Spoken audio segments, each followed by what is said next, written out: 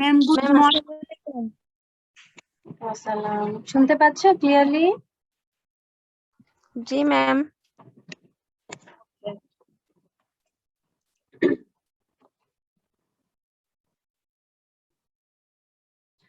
আমরা গত ক্লাসে দ্যাটস মিন গত কালকের আগের যে ক্লাসটা, গতকালকের ক্লাসটা আমি দিতে পারি নাই যেহেতু একটা প্রোগ্রাম ছিল আমাদের।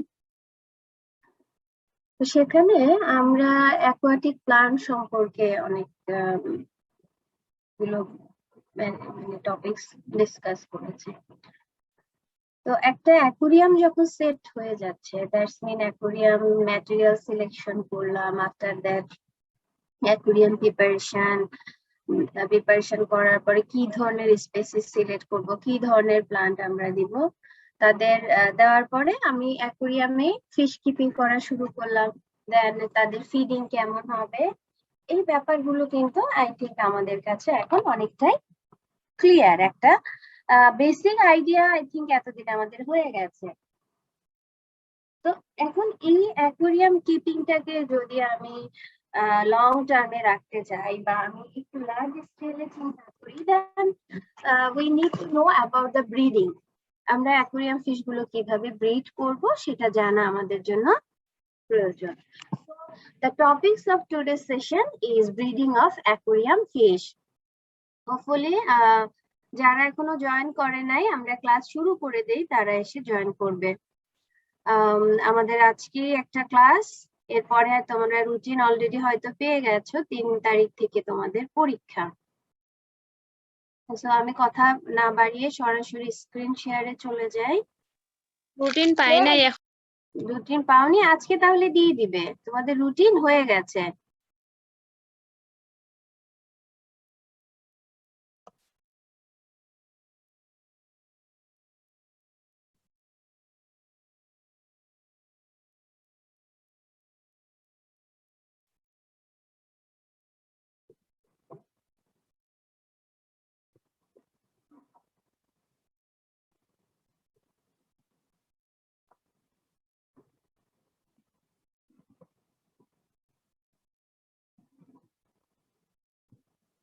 স্ক্রিনটা দেখতে পাচ্ছি আমরা? জি ম্যাম।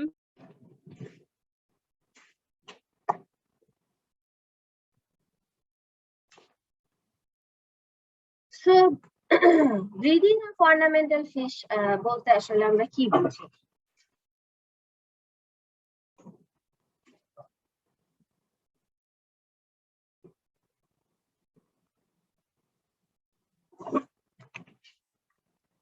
অর্নামেন্টাল ফিশ ব্রিডিংটা বলতে আমরা কি বুঝি? কিভাবে আমরা এই ফিশগুলোকে ব্রিড করাবো? সো ব্রিড করানোর আগে আমাদের যে ব্যাপারটা জানতে হয় সেটা আসলে কি ধরনের ব্রিডিং প্যাটার্ন আসলে যে ফিশটা আমি রাখছি সেটা ফলো করছে। তোমরা আমার কথা শুনতে পাচ্ছ তো? জি ম্যাম। যদি শুনতে অসুবিধা হয় আমাকে মেসেঞ্জারে অথবা চ্যাট বক্সে একটা নক করবা। হ্যাঁ, অনেক সময় স্ক্রিন শেয়ার হলে বোঝা যায় না যে আসলে কন্ডিশনটা কি অবস্থা। তো অর্নামেন্টাল ফিশের ব্রিডিংটা সাধারণত তারা দুই ধরনের, যে অর্নামেন্টাল ফিশ গুলো আছে তাদেরকে আমরা দুইটা ভাগে ভাগ করছি, একটা হচ্ছে লাইভ বেয়ারার আর একটা হচ্ছে egg layerer. So who are live bearer? Live bearer হচ্ছে যারা সরাসরি কি করে, ছোট ফ্রাই প্রডিউস করে, not laying egg in the outer environment. তো তারা হচ্ছে লাইভ বেয়ারার, এবং এই লাইভ বেয়ারারকে আমরা আবার দুইটা ভাগে ভাগ করছি, একটা হচ্ছে অবভিভিপ্যারাস আর একটা হচ্ছে ভিভিপ্যারাস। আর এগ লেয়ারার তো আমরা জানি, কমার্শিয়ালি আমরা যত ফুড ফিশ গ্রো করি ম্যাক্সিমামই হচ্ছে আমাদের এগ লেয়ারার। তার মানে তারা এক্সটার্নালি এগ রিলিজ করে এবং এই এগের ফার্টিলাইজেশনটাও এক্সটার্নালি হয়ে থাকে, দেয়ার এগ লেয়ারার। সো আমরা যে বললাম লাইভ বেয়ারার, তারা আসলে মানে সেই লাইভ বেয়ারারটা তো তোমার যে ছোট ফিশ সরাসরি লাইক গাপ্পি মলি। তো এই গাপ্পি এবং মলি গুলো দে আর মেইনলি বিলংস টু দ্য, বা একটা ফ্যামিলি যে পয়সিলিয়ারি ফ্যামিলির যে স্পেসিস গুলো, যে অর্নামেন্টাল ফিশ গুলো, মেইনলি এরাই হচ্ছে আমার লাইভ বেয়ারার স্পেসিস। এবং এই লাইভ বেয়ারার স্পেসিস গুলো যখন ব্রিডিং সিজনে আসে, তাদের অ্যানাল ফিনটা একটু মডিফাইড হয়ে একটা স্ট্রাকচার তৈরি করে, যেটাকে আমরা বলি গোনোপোডিয়াম। এবং এই গোনোপোডিয়ামটা আমরা দেখবো যে আসলে এটার স্ট্রাকচারটা কিরকম। তো লাইভ বেয়ারারে আমরা বলছি গোনোপোডিয়াম আছে, and this is the gonopodium. So উপরের এন্ডে যেটা আমরা দেখছি, this is a male guppy and this is a female guppy. If you look closer, the anal fin of female guppy is normal, whereas the anal fin of male guppy modified into a long fin-like structure, and this is gonopodium, which helps the male guppy to inject the sperm in the female body, because as they are live bearer, their fertilization is internal. Okay, so কিভাবে আমরা live বেয়ারের mail এবং ফিমেলটাকে identify করতে পারবো কোন structure দেখে, এবং সেই structure বা সেই পার্টটার ফাংশনটা কি আমরা সেটা জানলাম। এবং আরেকটা খুব ডিস্টিংক্ট এখানে ভ্যারিয়েশন আমরা দেখতে পাচ্ছি, এই যে অর্নামেন্টাল ফিশ গুলো, সেক্ষেত্রে মেলরা সবসময় বেশি কি হয়, কালারফুল হয়ে থাকে। সাইজেও ছোট হয়ে থাকে। সাইজে, হ্যাঁ, এটা সাইজটা ছোট, এটা অবশ্য স্পেস টু স্পেসিস ভ্যারি করে, বাট কালার ইজ কমন। হ্যাঁ, সব ফিশের ক্ষেত্রে তোমার মেলের কালারটা অনেক বেশি ব্রাইট হয়। সো ওভিপেরাস ফিশ দ্যাট লে এগ, যে ফিশ গুলো এগ লে করছে তাদেরকে আমরা ওভিপেরাস বলছি। এবং এই এগ গুলো এক্সটার্নাল ফার্টিলাইজেশন হওয়ার পরে 48 to 72 আওয়ার্স পরে এগ থেকে ছোট ছোট তোমার ফ্রাই রিলিজ হয় একবারে। ওই ফ্রাই গুলো আস্তে আস্তে বড় হয়ে তোমার ফিঙ্গারলিং হয়, অ্যাডাল্টে পরিণত হয়। সো আমরা ইন ডিটেলস একটু পড়বো। এই যে এগ লেয়ারার, দ্যাট মিনস ওভিপেরাস স্পেসিস আছে, এরা আসলে বিভিন্ন ধরনের ব্রিডিং স্টাইল ফলো করে, যে সবাই যে একই প্যাটার্নে এগ রিলিজ করে, একই সময়ে তাদের এগ থেকে offspring বের হয়, not like that. Depending on their spawning style, we can classify them into 6 groups. So what are the groups? মনে আছে আমাদের গ্রুপের নামগুলো? জি ম্যাম। বলো তো দেখি ম্যাম। এগ স্কেটার্স, তারপর মব স্পাউনার্স বা এগ হ্যাঙ্গার, এগ ডিপোজিটর বা open substrate spawners, substrate spawners that hide their eggs, mouth brooders, nest builders, egg buriers বা পিট স্পাউনার্স।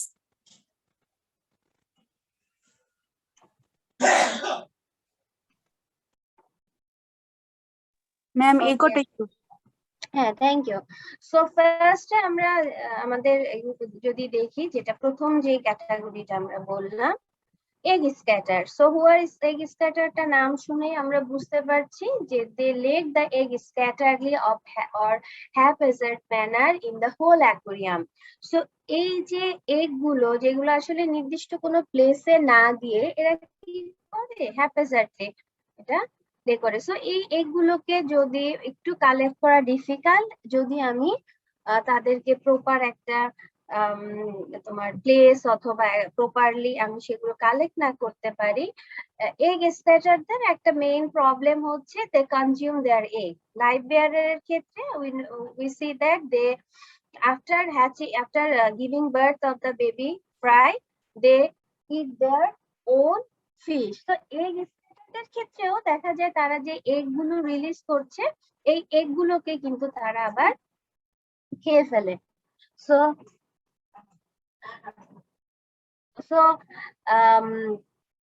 আমাকে এখানে কিন্তু একটু কেয়ার নিতে হবে, as egg scatter has no care, যেহেতু তারা কেয়ার করছে না, অ্যাজ এ বিডার হিসাবে তোমাকে বা আমাকে এইটা কেয়ার করতে হবে যাতে আমি ম্যাক্সিমাম এগ কালেক্ট করতে পারি। সো এই গ্রুপের মধ্যে কারা বিলংস করছে? টেট্রা, বার্ব, ডেনিয়াস, রাসবোর্ড, গোল্ডফিশও আছে, কিসিং গোরামি আছে, গ্লাস ফিশ আছে। তো দেখো এগ স্ক্যাটার গুলোকে আবার দুইটা ভাগে ভাগ করা যায়, একটা হচ্ছে নন অ্যাডিসিভ এগ আর একটা হচ্ছে অ্যাডহেসিভ এগ। নন অ্যাডহেসিভ এগ গুলো হচ্ছে আসলে এগুলো স্টিকি না, হ্যাঁ, তো হ্যাপেজার্ডলি এরা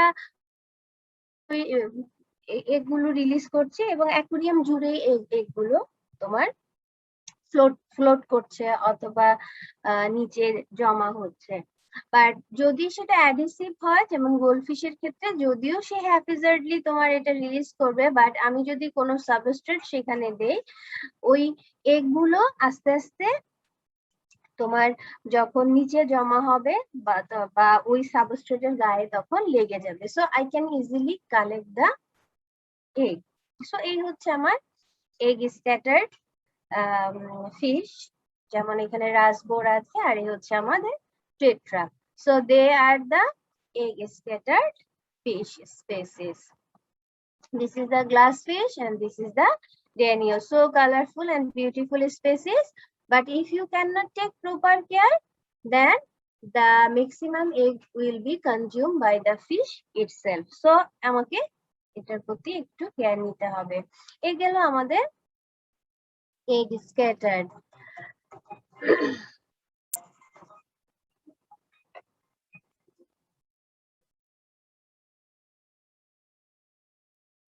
এগ স্ক্যাটারের পরে আরেকটা যেটা আমরা সেকেন্ড সেটা হচ্ছে এগ হ্যাঙ্গার বা এগ মক স্পনার। সো এটা বুঝাই যাচ্ছে যে স্পেসিস গুলো কি করবে, কোনো প্লান্ট অথবা অ্যাকোয়াটিক উইড যেগুলো আছে তাদের গায়ে তাদের এগুলোকে ডিপোজিট করে এবং এক্ষেত্রে দেখা যায় তাদের কেয়ারটা কম্পারেটিভলি এগ স্ক্যাটারের চেয়ে একটু বেশি হয় এবং তাদের এগুলোর সাইজ গুলো একটু বড় compare to the egg scatter. So এই মক স্পনারের মধ্যে আছে যেমন কিলিফিশ, আমরা এখানে দেখতে পাচ্ছি কিলিফিশ, মেল এবং female killifish. They are egg hanger. Then egg ডিপোজিটরের মধ্যে আবার আমরা একে দুইটা ভাগে ভাগ করি, একটা হচ্ছে egg scattered in open substrate spawner, that's mean they deposit their egg in a particular place but in a open surface. এখানে কোনো কেভ বা কোনো আলাদা হাইডিং প্লেসের প্রয়োজন হয় না। সো এই যে এগ ডিপোজিটর গুলো আছে এরা সাধারণত দেখা যায় যে form a strong pair bond, তার মানে মেল এবং ফিমেলের মধ্যে একটা স্ট্রং পেয়ার থাকে এবং এই পেয়ারেই তারা হচ্ছে ব্রিড করে। তো এই গ্রুপের মধ্যে কারা আছে? Angel, discuss, Oscar. এই ফিশ গুলো হচ্ছে আমার কি ধরনের ব্রিডার? হ্যালো ম্যাম, ও সাবস্ট্রেট স্পনার। আচ্ছা, আমি তোমাদের একটা রিকোয়েস্ট করছি, যেটা আমার মনে হয় তোমরা যদি একটু কেয়ারফুলি এটা করো খুব ভালো হবে।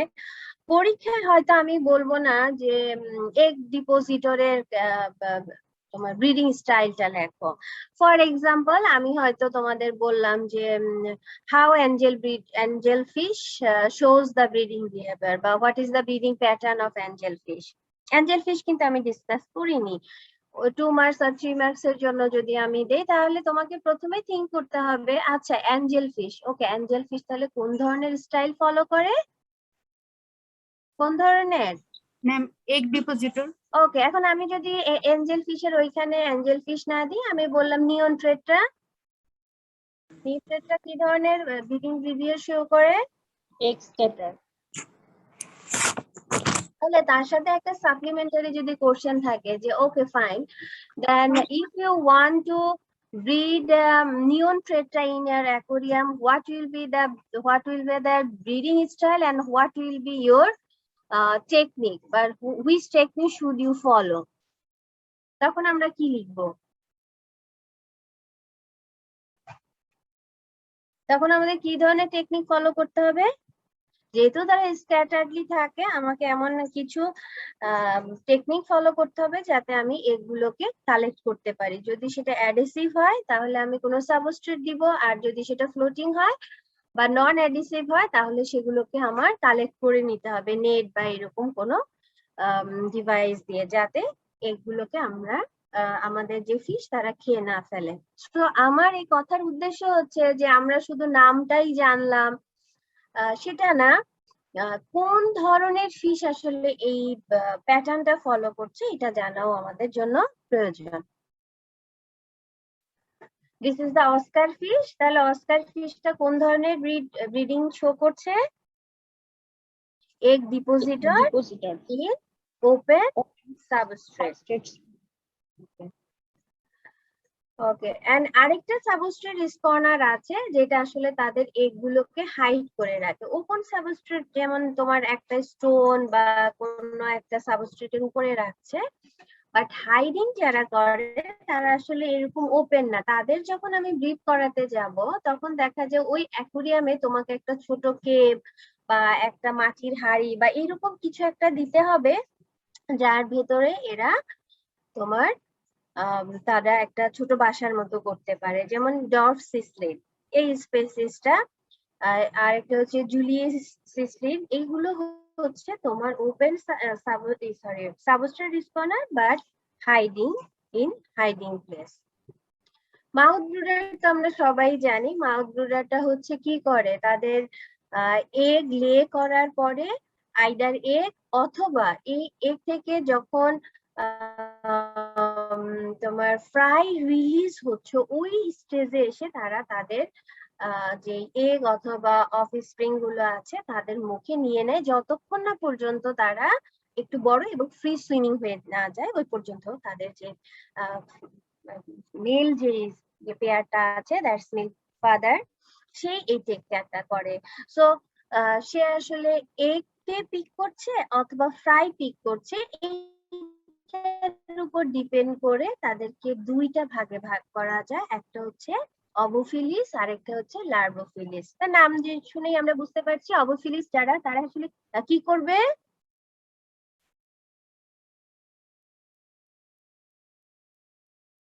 ম্যাম শোনা এগ ক্যারি করে। Very good. আর যারা লার্ভোফিলিস? লার্ভা গুলো মুখে ক্যারি করে নেয়। ছোট ছোট যেই ফ্রাই গুলো লার্ভা গুলো সেগুলোকে তারা মুখে কেয়ার করে যতক্ষণ না পর্যন্ত তারা যথেষ্ট পরিমাণ বড় হয় এবং খুব তোমার ফ্রি সুইমিং মানে জাস্ট হার্ডি হয় এইরকম একটা স্টেজে। তো এই ক্ষেত্রেও African cichlid, cardinal fish, this is the cardinal fish. তো এই ফিশ গুলো কিন্তু আমার মাউথ ব্রুডারের তোমার উদাহরণ। সরি, এটা হচ্ছে আমাদের কার্ডিনাল ফিশ। কার্ডিনাল ফিশ গুলো আমার খুবই সুন্দর এবং তারা দেখো তাদের যে কেক গুলো আছে সেগুলোকে তারা মুখে পিক করছে। Nest builder. নেস্ট বিল্ডার তো আমরা সবাই জানি, আমি এই ক্লাসটা তোমাদের আগেও নিয়েছি। যারা কি করে তাদের স্যালিভার মাধ্যমে বাবল তৈরি করে এই বাবল গুলো যে অ্যাকুরিয়ামে বা যে ওয়াটার বডিতে এই ফিশ গুলো থাকে সেখানে তারা একটা ছোট নেস্টের মতো তৈরি করে এবং এই নেস্টেই হচ্ছে তাদের ফার্টিলাইজ এগ গুলো জমা করে এবং এখান থেকে তারা যখন হ্যাচ হয় ফ্রি সুইমিং হয়ে ওইখান থেকে রিলিজ হয়। সো এই নেস্ট বিল্ডারের মধ্যে আছে fighting fish, gourami, paradise fish. They are the example of nest builder.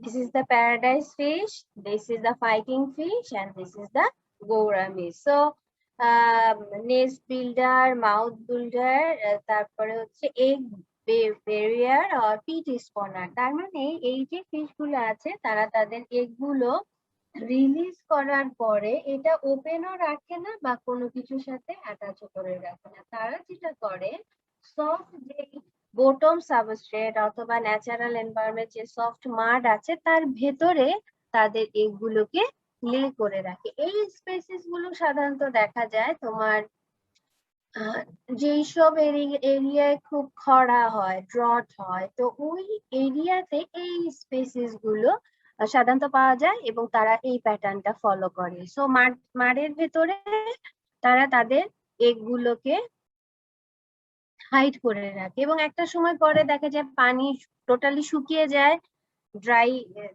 Dry সিজনে। এবং তারপরে কি হয়, যখন আবার রেইন হয়, বৃষ্টি হয়, তখন এই যে এগুলো তোমার মাড়ের ভেতরে ছিল, সেই মাড়টা আবার নরম হলে এবং সেখান থেকে তখন একটা আবার এগ থেকে তখন ফ্রাই গুলো রিলিজ হয়। তো এই পিট স্পনার এই স্পেসিস গুলোকে আমরা যদি অ্যাকুরিয়ামে রাখি তখন আসলে খুবই একটু টেকনিক্যাল ওয়েতে আমাদের জিনিসটাকে হ্যান্ডেল করতে হয়। সেটা কি, এট ফার্স্ট আমাদের একটা এনভায়রনমেন্ট ক্রিয়েট করতে হবে যেটা দেখে মনে হবে যে না এখন কিছু মানে একটু পানি অনেক কমে গেছে।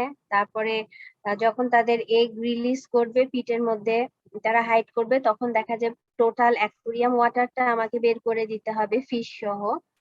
অ্যাকুরিয়াম ওয়াটারটা আমি বের করে দিয়ে একটু ড্রাই হবে এবং আফটার সাম ডেজ যখন আমি সেটাতে আবার তোমার পানি স্প্ল্যাশ করব অথবা ঝর্ণার মতো পানি দিব, ওই যে একটা আর্টিফিশিয়াল এনভায়রনমেন্ট ক্রিয়েট হচ্ছে, এই আর্টিফিশিয়াল এনভায়রনমেন্ট ক্রিয়েটের মাধ্যমে আমরা এই যে পিট স্পনার গুলো আছে সেই পিট স্পনার গুলোকে ব্রিড করাতে পারবো। So this is very technical compared to other egg setter. So Notobranch guntinean, this is the species of a peat spawner. ওকে, তো ব্রিডিং এর প্যাটার্ন আমরা যখন জানলাম, ব্রিডিং প্যাটার্ন জানার পরে এখন আমি ব্রিড করাবো যাদের, তাদের পেয়ার সিলেক্ট করবো, that's mean brood fish choose করবো। Do you know what is the selection criteria of brood fish species for any types of fish breeding? কে বলবে?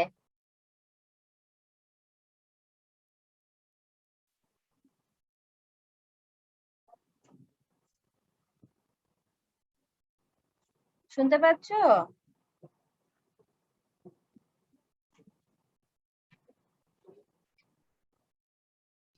জি ম্যাম।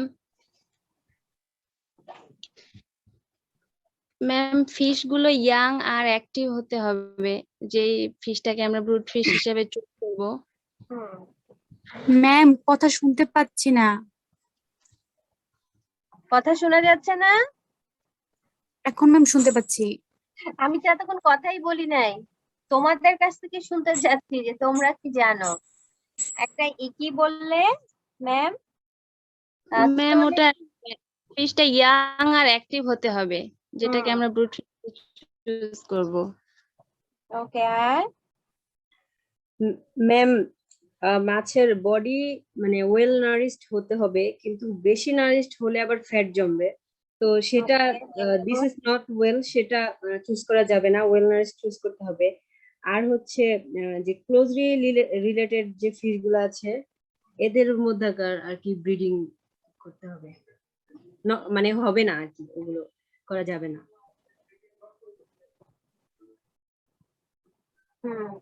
তাহলে ওয়েল নারিশড হতে হবে কিন্তু ওভার যাতে না হয়। আমি এত খাওয়ালাম যাতে আমার সেখানে ফ্যাট ডিপোজিট হয়ে গেল, বিভিন্ন ধরনের প্রবলেম, নিউট্রিশনাল ডিজিজ হয়ে গেল, সেটা যাতে না হয়। এবং মাছটা দেখতে খুব অ্যাক্টিভ হতে হবে, তার ফিন গুলো তোমার চকচকে হবে, তারপরে স্প্রেড থাকবে, ফিনে কোনো ধরনের ইনফেকশন, এক্সটার্নাল কোনো প্যারাসাইট থাকবে না। দ্যাটস মিন টোটালি তার লুকটা হতে হবে খুব ফার্ম, স্ট্রং অ্যান্ড অ্যাক্টিভ। এবং সেকেন্ডলি এটা তো তার এক্সটার্নাল গেল, ইন্টারনালি আমাকে দেখতে হবে তারা আসলে ক্লোজলি রিলেটেড কিনা। ক্লোজলি রিলেটেড হলে অবশ্যই আমি সেটা অ্যাভয়েড করব, কারণ আমরা জানি যে ক্লোজলি রিলেটেড হলে সেখানে যে প্রবলেমটা হয় সেটার নাম কি? সেটার নাম হচ্ছে ইনব্রিডিং। এবং এই ইনব্রিড হলে আমার মাছের যে পোনাগুলো হবে সেটার কোয়ালিটি খুবই খারাপ হয়, তাদের সার্ভাইভিলিটি অনেক কম হয়, গ্রোথ কম হয়। অর্নামেন্টাল ফিশের ক্ষেত্রে দেখা যাবে কালারটা এক্সপেক্টেড হচ্ছে না, প্লাস হচ্ছে বিভিন্ন ধরনের জেনেটিক্যাল ডিফর্মিটিস দেখা যায়। So we should definitely avoid the closely related species. এবং আমি যখন ধরো কোনোখান থেকে কিনে আনবো আমার ব্রুড গুলো, যখন আমি ইনিশিয়াল শুরু করতে চাই, তখন কিন্তু সোর্সটাও আমাকে খেয়াল রাখতে হবে যেন ভালো কোনো সোর্স থেকে আমি এই ফিশ গুলোকে কালেক্ট করতে পারি। So overall this is the very common criteria for choosing brood fish. This goldfish looks strong, and I think this pair is good for breeding.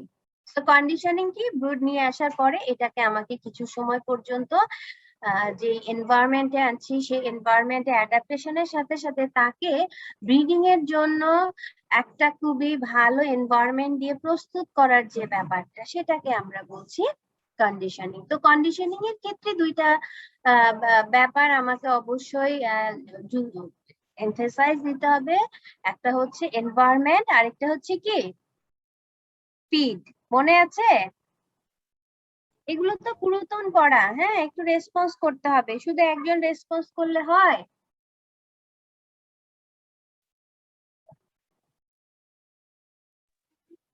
G ma'am, শুনতে।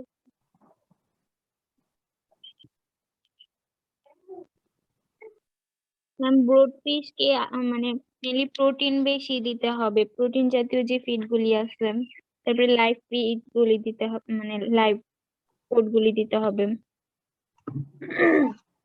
Very good. একটা হচ্ছে feed.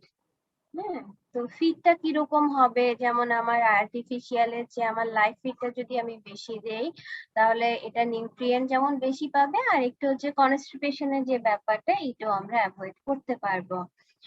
আর nutrient rich artificial ফিডও আমি তার সাথে দিব, পুরোটা যে live feed দিচ্ছি তা না। তো আর্টিফিশিয়াল ফিডের ক্ষেত্রে ব্রিডিং এর সময় যে নিউট্রিয়েন্ট গুলো যেমন ভিটামিন ডি, দেন হাই প্রোটিন, এই যে মানে নিউট্রিয়েন্টের যে ব্যাপারগুলো সেগুলো কিন্তু আমার এই সময় খেয়াল রাখতে হবে। And the environment, that's mean যে ওয়াটার বডিতে আমি তাদেরকে রাখছি সেই ওয়াটারের প্যারামিটার গুলো যাতে প্রপার হয়, তার পিএইচ, তার যে temperature, lighting facilities, this is very important. কারণ কন্ডিশনে আমরা জানি ব্রিডিং এর সময় স্পেসিস গুলো তারপর নর্মাল লাইটের চেয়ে একটু ডিম লাইট পছন্দ করে, একটু হালকা আলো পছন্দ করে। টেম্পারেচারটা আবার যে ব্রিডার যে তোমার ব্রুড ফিশটা আছে দেখা যায় পার্টিকুলারলি ওই সময়টাতে নর্মাল টেম্পারেচারের চেয়ে সাধারণত 1-2 ডিগ্রি সেলসিয়াস টেম্পারেচার একটু বেশি হলে ভালো হয়। সো এই যে এনভায়রনমেন্টটা, এইটা কিন্তু আমার কন্ডিশনিং এর একটা ইম্পর্টেন্ট পার্ট। সো দিস এগুলো কিসের ছবি? Ma'am daphnia live food different types of live feed, যেমন ডেট নিয়ে আছে moina. Ma'am tubifex আর ma'am moina. Yeah, thank you so much. So এই ধরনের লাইভ ফিড গুলো আমরা প্রোভাইড করব। ওকে, এখন আমরা প্রিপারেশন অফ অ্যাকুরিয়াম, আমি অত ডিটেলস যাচ্ছি না। একটু বড় ধরনের অ্যাকুরিয়াম রাখতে হবে, ওয়াটার প্যারামিটার ঠিক থাকতে হবে, এবং লাইটের যে কথাটা বললাম এই কথাগুলো আবার আসবে যে আমি কিভাবে আমার একটা ব্রিডিং অ্যাকুরিয়ামকে প্রস্তুত করছি। তো ব্রিডিং অ্যাকুরিয়াম প্রস্তুত করার শেষে আমরা এখন স্পেসিফিক্যালি 3টা ধরনের ফিশে তোমার ব্রিডিংটা একটু ইন ডিটেলস দেখবো। First one is live bearer. Live বেয়ারারের ক্ষেত্রে কি ধরনের ক্যারেক্টারিস্টিক তারা শো করে আমরা জানি। তো লাইভ বেয়ারারের আমরা সরাসরি একটা এক্সাম্পলে যদি চলে যাই সেটা হচ্ছে গাপ্পি। গাপ্পি, we know that গাপ্পি is a live bearer species. So গাপ্পির ক্ষেত্রে আমরা মেল এবং ফিমেল কিভাবে আইডেন্টিফাই করতে পারবো? ম্যাম অ্যানাল ফিন দেখে অ্যানাল ফিন, কালার, এবং আরেকটা যেটা গাপ্পির ক্ষেত্রে তোমার সাইজটা একটু, মেলটা একটু ছোট হয়, ফিমেলটা দেখা যায় একটু সাইজে বড় হয়। সো গাপ্পি সাধারণত দেখা যায় খুব কুইক তোমার ব্রিডিং স্টেজে চলে আসে। একটা গাপ্পি যদি আজকে বর্ন হয় সেটা দেখা যায় উইদিন 3 মান্থস এর মধ্যে সে ব্রিডিং এর উপযোগী হয়ে যায়। So considering the number and easiness of aquarium fish, guppy is a very good for the beginner. একটা বিগিনার অ্যাকুয়ারিস্টের জন্য গাপ্পিটা খুবই সহজ একটা স্পেসিস যেটা তুমি ইজিলি হ্যান্ডেল করতে পারবে, অ্যাজ ওয়েল এজ ইজিলি তাদের ব্রিডিং ও করা যায়। এবং আরেকটা ব্যাপার হচ্ছে খুব কুইক তুমি তার প্রোডাকশনটাও কিন্তু পেয়ে যাচ্ছ। সো এই সবকিছু কনসিডার করে দেখা যায় যে গাপ্পিটা আসলে আমাদের দেশে খুবই পপুলার একটা অর্নামেন্টাল ফিশ স্পিসিস। তো তার জন্য পিএইচটা কেমন হয়, যেমন একটু হাই পিএইচ 6.5 to 8, তারপরে টেম্পারেচারটাও আমাদের যে টেম্পারেচারটা আছে সেটাও খুব সুইটেবল আমাদের এই জোনে, এবং সেটার গ্যাস্ট্রেশন পিরিয়ডটা হচ্ছে 26 to 31 days। দ্যাটস মিন যারা লাইভ বেয়ারার তাদের কিন্তু গেস্টেশন পিরিয়ডটা অনেক বেশি, প্রায় 1 মাসের মতো। আর যারা এগ লেয়ারার তাদের গেস্টেশন পিরিয়ডটা কতদিন?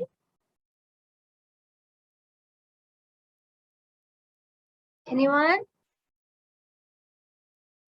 48 to 72 hours, 2 থেকে 3 দিন, 48 ঘন্টা থেকে 72 ঘন্টা। তার মানে সে এগ থেকে কুইক রিলিজ হচ্ছে, এরপরে তার ডেভেলপমেন্টটা হচ্ছে। ওয়ারেস লাইভ বেয়ারের ক্ষেত্রে তার ফুল ডেভেলপমেন্টটাই হচ্ছে মায়ের বডিতে, যে ফিমেল গাপ্পি বা ফিমেল লাইভ বেয়ার আছে তার বডিতে হচ্ছে। So they stay there for a long times, 26 to 31 days। যে কারণে দেখা যায় অনেক সময় আমরা শুধু একটা মেল গাপ্পি নিয়ে আসলেও কিন্তু আমার অ্যাকুরিয়ামে রাখলে আমি দেখি যে সেখানে ফ্রাই রিলিজ হয়েছে। এবং গাপ্পির ক্ষেত্রে বা লাইভ বেয়ারের ক্ষেত্রে আরেকটা ইন্টারেস্টিং ব্যাপার হচ্ছে they can store the male sperm inside their body. Do you know that? আমরা এটা আগে আলোচনা করেছিলাম। এই যে গোনোপোডিয়ামের সাহায্যে যখন মেল তোমার গাপ্পি বা মেল লাইভ বেয়ারার ফিমেলের বডিতে তোমার স্পার্ম গুলো ইনজেক্ট করছে, টোটাল স্পার্ম কিন্তু তখন ইউজ হয় না। This sperm can store inside the body, এবং সেখানে একটা ছোট পাউচের মতো থাকে যেখানে তারা স্টোর করে রাখতে পারে, এবং পরবর্তীতে যখন তাদের এগুলো ম্যাচিওর হয় তখন সেটা ফার্টিলাইজ করে। সো আমরা দেখি যে without any male guppy in your aquarium তোমার ফিমেল গাপ্পি কিন্তু অনেক সময় সেখানে অফস্প্রিং প্রডিউস হয়। সো কোশ্চেন হতে পারে তাহলে এই ফ্রাই গুলো বা লার্ভি গুলো কোথা থেকে কিভাবে প্রডিউস হলো? This is the unique characteristics of live bearer species. আমার কথা কি শোনা যাচ্ছে? ম্যাম এটা আরেকবার বললে ভালো। আচ্ছা, আরেকবার হচ্ছে লাইভ বেয়ারার ফর এক্সাম্পল গাপ্পির ক্ষেত্রে ইউনিক যে ক্যারেক্টারিস্টিক সেটা হচ্ছে they can store the sperm inside the female body. Male fish গুলো তাদের গোনোপোডিয়ামের সাহায্যে ফিমেল বডিতে যে স্পার্ম গুলো ইনজেক্ট করছে এটা কিন্তু টোটালি নষ্ট হয়ে যাচ্ছে না বা একবারে ইউজ হয়ে যাচ্ছে না। They have a pouch, internal pouch থাকে যেখানে এই স্পার্ম গুলো স্টোর করতে পারে তারা। They have the ability, they have the internal body mechanism, এবং এই স্পার্ম গুলো দেখা যায় একটা লম্বা সময় ধরে অ্যাক্টিভ থাকে, যেটা পরবর্তীতে ফিমেল বডিতে যখন এগ ম্যাচিউর হচ্ছে তখন সেটাকে ফার্টিলাইজ করতে পারে। যে কারণে দেখা যায় একটা অ্যাকুরিয়ামে যদি তুমি শুধুমাত্র ফিমেল গাপ্পিকেও রাখো একটা সময় পরে সেখান থেকে একটা ফিমেল থেকে প্রডিউস হচ্ছে। সো এখানে ভাবার কোনো অবকাশ নাই যে ফিমেল ইটসেলফই তোমার এই লার্ভিটা তৈরি করছে। ফিমেলের বডিতে প্রিভিয়াসলি তোমার মেলের স্পার্মটা স্টোর করা ছিল। This is one probable cause. আর সেকেন্ড যে কজটা আমি বলছি, যেহেতু তাদের gestation period, that's mean fertilisation হওয়া থেকে শুরু করে এগ লার্ভি রিলিজ করার এই যে টোটাল টাইমটা, এই টাইমটাকে আমরা বলছি জেস্টেশন পিরিয়ড, এবং এইটা কিন্তু একটা লম্বা সময়, প্রায় 1 মাস। সো কোনো গাপ্পি আমি আজকে কিনলাম তার যদি ফার্টিলাইজেশন 1 মাস হয়, খুবই স্বাভাবিক আমি যখন এই ফিমেল গাপ্পিটা আমার অ্যাকুরিয়ামে আনলাম সে কি একটা পুরো মানে সে তো এগ রিলিজ, সে তো অফস্প্রিং দিবেই, সম্ভব কি না? ম্যাম আমার গাপ্পিদের এরকম হয়েছে। হ্যাঁ, তাহলে তখন প্রশ্ন নিশ্চয়ই তোমার কাছে হয়েছিল যে কেন হলো? ম্যাম আমার মনে হয়েছিল যে দুইটাই ফিমেল আসছে, বেবি কিভাবে হলো, মানে ইন্টারেস্টিং না? এটা হয়, এখন এটাই বুঝলাম স্বাভাবিক। এটা। হ্যাঁ, যে এখানে কিন্তু হায়ার একটা চান্স। তো তুমি ফিমেল নিয়ে আসলেও কিন্তু দেখবা যে সেখানে সুন্দর বেবি হয়ে গেছে। এখন সেটা কেন হইলো? কারণ এটা অনেক আগে তোমার যে ফার্টিলাইজেশনটা সেটা হয়েছে, অথবা তার বডিতে স্পার্ম স্টোর করা ছিল। তো এরকম যদি হয়, লাকিলি তুমি দুইটা ফিমেল থেকেও পেয়ে যেতে পারো। তো ভাবার কোনো ইয়ে নাই যে তারা হচ্ছে হোমোসেক্সুয়াল বা এই ধরনের কোনো প্যাটার্ন আমার গাপ্পির ক্ষেত্রে আছে। ক্লিয়ার? জি ম্যাম। ওকে। সো এদের যেই আরেকটা হচ্ছে গ্রাভাইট স্পট থাকে, যখন এই এগুলো ম্যাচিউর হয় তখন ছোট ছোট তাদের চোখগুলো, বিশেষ করে আমরা যদি আগের ছবিটা দেখি, দেখো এই যে এইরকম ছোট ছোট এই বেলির এদিকে ছোট ছোট স্পটের মতো থাকে, হ্যাঁ, যেটাকে আমরা বলছি গ্রাভাইট স্পট। তো আমার এই হচ্ছে এখন আমরা বলছি যে গাপ্পি হচ্ছে তোমার কি করে, তাদের বেবিগুলোকে খেয়ে ফেলে। তো সেটা তো আমার করতে দেওয়া যাবে না, কারণ তাহলে আমার উদ্দেশ্য ছিল আমি সিড প্রডিউস করব, বাট সিড যদি তারা নিজেরাই খেয়ে ফেলে কিভাবে আমি এটা কন্টিনিউ করবো? তো সেক্ষেত্রে আমরা যেটা করব, যখন একটা গাপ্পি ধরো প্রডিউস করলো, অফস্প্রিং প্রডিউস করলো, তখন সাথে সাথে সেই প্যারেন্টসটাকে ওইখান থেকে আমাকে রিমুভ করতে হবে। এখন ধরো যদি তোমার কাছে ওই ফ্যাসিলিটিস না থাকে, তখন আমরা এই ধরনের একটা ব্রিডিং, এরকম একটা ব্রিডিং বক্স আমার বড় অ্যাকোরিয়ামের ভেতর সেট করতে পারি, যেটার উপরের চেম্বারে আমরা আমাদের যে প্যারেন্টসটা আছে তাকে দিব, এখানে কিপ করবে, এবং এই নিচে এরকম ফাঁকা ফাঁকা তোমার একটা ইয়ে থাকবে, মানে মেশ সাইজ থাকবে, যেটা দিয়ে তোমার ছোট ফ্রাই গুলো ঠিক ড্রপ হয়ে নিচে পড়তে পারবে, কিন্তু প্যারেন্টস আর তার কাছে যেতে পারবে না। সো এইরকম আমি যদি ব্রিডিং বক্স আমার বড় অ্যাকোরিয়ামের মধ্যে প্লেস করি, তখন কিন্তু আমি সহজেই আমার যে প্যারেন্ট, দ্যাটস মিন ফিমেল যেই মাদার গাপ্পি আছে, তার কাছ থেকে আমি আমার এই অফস্প্রিং গুলোকে সেভ করতে পারবো। সো দুইটা টেকনিকে আমরা এটা করতে পারি, আইদার প্যারেন্টটাকে অফস্প্রিং থেকে সরিয়ে নিতে পারি, অথবা এইরকম একটা ব্রিডিং বক্স আমরা তৈরি করে নিতে পারি। So this is the in general and খুব simple technique for our guppy breeding. তো তাদের কি খাওয়াবো? গাপ্পি কিন্তু তোমার ভেজিটেবলস এবং হচ্ছে মিট, দ্যাটস মিন দুই ধরনের খাবারই খায়। So they are omnivorous species. So আমি সেখানে ব্রাইন শ্রিম, আমরা জানি ব্রাইন শ্রিম কি, যেটা হচ্ছে আর্টিমিয়া, মাইক্রো ওয়ার্ম, ছোট ছোট ওয়ার্মের যে ইনিশিয়াল স্টেজ গুলো আছে বাজারে কিনতে পাওয়া যায়,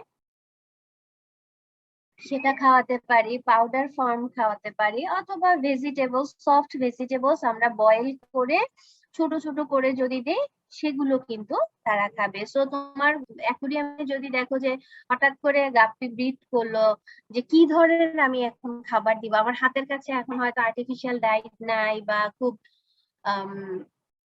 ব্রাইন শিম বা আর্টিমিয়া এই ধরনের লাইফ ফিড নাই, তখন ইনিশিয়ালি আমি ইনস্ট্যান্ট কি করতে পারি, আমি ভেজিটেবলসও কিন্তু এভাবে দিতে পারি, ফ্লেভ বা যেই ডিমের কুসুম দেওয়া যায়। ডিমের কুসুম দেওয়া যায়, বা আর্টিফিশিয়াল ফিডটা একবারে পাউডার ফর্ম করে ইনিশিয়ালি আমি তাদের কিছু সময় দিতে পারি।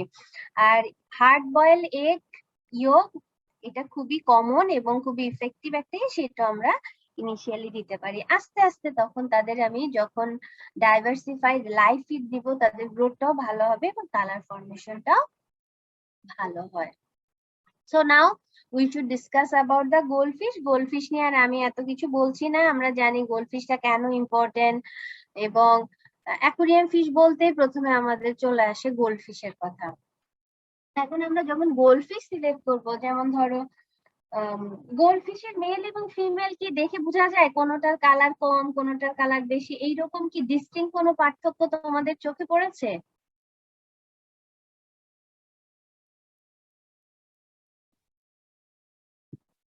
হ্যালো, না ম্যাম। গোল্ডফিশের ক্ষেত্রে কিন্তু একবারে ব্রিডিং স্টেজে আসার আগ পর্যন্ত মেল কোনটা ফিমেল কোনটা এইটা আইডেন্টিফাই করা খুবই টাফ, বাট যখন তারা একবারে ব্রিডিং স্টেজে চলে আসে, তখন খুব সহজে আমরা আইডেন্টিফাই করতে পারি। যেমন হচ্ছে দিস ইজ এ মেল, কিভাবে বুঝলাম? দেখো ব্রিডিং স্টেজে আসার পরে তাদের যে এই যে কানকো, অপারকুলাম এবং এই প্রথম যে পেক্টোরাল ফিনটা আছে, এইখানে দেখা যায় যে ছোট ছোট সাদা স্পটের বা পিম্পলের মতো দেখা যাচ্ছে না, জি ম্যাম। এটাকে বলা হয় ব্রিডিং টিউবারকল। তো এই ধরনের স্পট বা টিউবারকল দেখা যায়, যেটা দিয়ে আমরা বুঝতে পারি দিস ইজ মেল। কিন্তু দেখো তাদের এই যে বেলি বলো, ফিন বলো, কালার বলো, এগুলো দেখে আসলে খুব একটা আইডেন্টিফাই করা যায় না। So, যখন তারা পিক ব্রিডিং সিজনে আসবে তখন তুমি মেল এবং ফিমেলের মধ্যে পার্থক্য করতে পারবা। ফিমেলের ক্ষেত্রে যেমন এটা থাকে না, মেলের ক্ষেত্রে থাকে। আরেকটা হচ্ছে যখন এগ গুলো পুরোপুরি মানে ফিমেল পুরোপুরি ম্যাচিউরড হবে, তার যখন বেলিতে আমরা হালকা চাপ দিব, দেখা যাবে ছোট কিছু এগ কিন্তু রিলিজ হয়, যেটা হচ্ছে সব ফিশের ক্ষেত্রে একটা কমন টেকনিক। বাট গোল্ড ফিশের ক্ষেত্রে এই ধরনের কি দেখা যাবে, এগুলোকে কি বলছি আমরা? Breeding tubercle over the gill cover and also in the pectoral fin. তো মেল এবং ফিমেল এভাবে আমরা দিব। দেওয়ার পর দেখা যায় তাদের ফার্টিলাইজেশন হবে। ফার্টিলাইজেশন হওয়ার পরে 48 আওয়ার্স এর মধ্যে তারা তাদের ফ্রাই রিলিজ করবে। রিলিজ করার পরে সেটাকে আমাকে টেক কেয়ার করতে হবে। এখন একটা ব্যাপার, গোল্ডফিশ কিন্তু একটু লো টেম্পারেচার পছন্দ করে। সো সাধারণত একটু কম টেম্পারেচার হলে ভালো হয়, তবে সাকসেসফুলের জন্য আমি 20 ডিগ্রি সেলসিয়াস টেম্পারেচার আমি তাদেরকে রাখবো। মেল ফিমেল রেশিও দেখা যায় 2:1, তার মানে 2টা মেল আর 1টা ফিমেল আমি আমার যে ব্রিডিং অ্যাকুরিয়াম আছে সেখানে প্রোভাইড করব for the maximum fertilisation of egg. এগুলো যাতে সবচেয়ে বেশি পরিমাণ ফার্টিলাইজ করতে পারে, সে কারণে একটা ফিমেলের সাথে 2টা মেলের একটা আমরা ব্রিডিং ইয়েতে রাখবো। সো এবং সেক্ষেত্রে আমরা আরেকটা জিনিস দিব, সেটা হচ্ছে স্পনিং মব। আমরা গোল্ডফিশ কি ধরনের ব্রিডার পড়েছি? এগ স্ক্যাটার, বাট তাদের এগুলো হচ্ছে অ্যাডেসিভ, মানে লেগে থাকতে পারে। সো আমি যদি কোনো যে ব্রিডিং অ্যাকুরিয়াম আছে সেখানে নিচে কোনো সাবস্ট্রেট দেই অথবা একটা মপের মতো দেই, এই এগুলো ফার্টিলাইজ হওয়ার পরে আমি যে সাবস্ট্রেট বা মপটা দিলাম সেখানে এগুলো কি হবে, লেগে যাবে। তো লেগে থাকলে আমি খুব সহজে ওই সাবস্ট্রেটটা বা ওই মপটা যখন রিমুভ করে ফেলবো, আমি কিন্তু সব এগুলোই কিন্তু অ্যাকুরিয়াম থেকে বা প্যারেন্টস থেকে সরিয়ে ফেলছি। তার মানে প্যারেন্টস আর আমার এগুলো খেতে পারছে না। তখন ওই মপটাকে আমার যেই একটা আলাদা একটা অ্যাকুরিয়াম যেখানে ওয়াটার টেম্পারেচার, ওয়াটার কোয়ালিটি সবকিছু হ্যাচিং এর জন্য অপটিমাম আছে, ওইখানে রাখবো। সেখানেই তখন এর থেকে আস্তে আস্তে ফ্রাই গুলো রিমুভ হবে। তো ব্রিডিং এর ক্ষেত্রে কিছু রিচুয়াল বা কিছু বিহেভিয়ার শো করে, যেমন স্পনিং চেস, এই ধরনের কিছু, যেটা দেখে বোঝা যায় যে this is the time for their breeding. আর প্রিকশনের মধ্যে যেটা বললাম, যেহেতু তারা এগুলো খেয়ে ফেলতে পারে, আমার স্পনিং মপটাকে আমার সরিয়ে ফেলতে হবে। This is the example of spawning mop. আমরা এরকমও দিতে পারি, অথবা বোটমে নেটের মতো একটা সাবস্ট্রেটও কিন্তু আমরা খুব সহজে দিতে পারি। So what is the feeding? যখন 48 আওয়ার্স পরে এগ থেকে ফ্রাই রিলিজ হলো, তখন আমরা হার্ড বয়েল এগ দিতে পারি, ওট পেস্ট অথবা পাউডার ফর্ম দিতে পারি। তারপর আস্তে আস্তে ব্রাইন শ্রিম, পাউডার ফুড, দেন হচ্ছে নর্মাল যে আর্টিফিশিয়াল ফিড 1 মাস থেকে খুব সহজে আমরা তাদেরকে এভাবে ইউজ টু করতে পারি। So this is the schedule. And last যে স্পেসিস সেটা হচ্ছে, এটার নাম কি? Fighting fish. ফাইটিং ফিশের নাম ফাইটিং ফিশ হলো কেন, কে বলবা? ম্যাম এরা অ্যাকোয়ারিয়ামে করে একসাথে রাখা যায় না, মানে একাধিক মেলকে একসাথে রাখা যায় না। ফিমেল রাখতে পারবা? ম্যাম ফিমেল গুলোকে রাখা যায়, কারণ ফিমেল মানে গুলো মানে মেলের সাথে রাখা যাবে না, বাট 2-3টা ফিমেল একসাথে রাখা যায়, কারণ তারা কম ফাইট করে। কম ফাইট করে, কিন্তু একটা মেলের সাথেও কিন্তু তুমি একটা ফিমেলকে সবসময় রাখতে পারবে না উইদাউট দ্য ব্রিডিং সিজন। যখন ওই সময় ছাড়া যদি তুমি আরেকটা মানে সে যখন ব্রিডিং এর জন্য প্রস্তুত হয়, ওই সময় সে তার অ্যাকুরিয়ামে একটা ফিমেল ফাইটার ফিশকে অ্যালাউ করবে বা থাকতে দিবে, বাট অন্য সময় হলে কি হয়, সে ওই ফিমেলটাকে অ্যাটাক করে, মেরে ফেলতে পারে।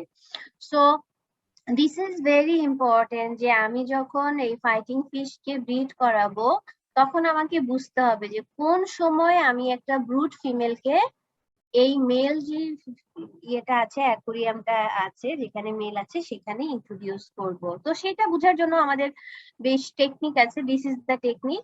একটা টেকনিক হচ্ছে যে আমি একটা মেল এবং একটা ফিমেল দুইটা আলাদা ছোট অ্যাকুরিয়ামে নিব, এবং যখন তারা এই ধরনের যে না দুইজনই, বিশেষ করে মেলটা যখন তোমার এইরকম ফিমেল যে অ্যাকুরিয়াম আছে ওইখানে এসে সে নিপ করবে, পোক করবে, তখন বুঝতে হবে যে না দে আর রেডি ফর ব্রিড। এটা একটা টেকনিক হতে পারে।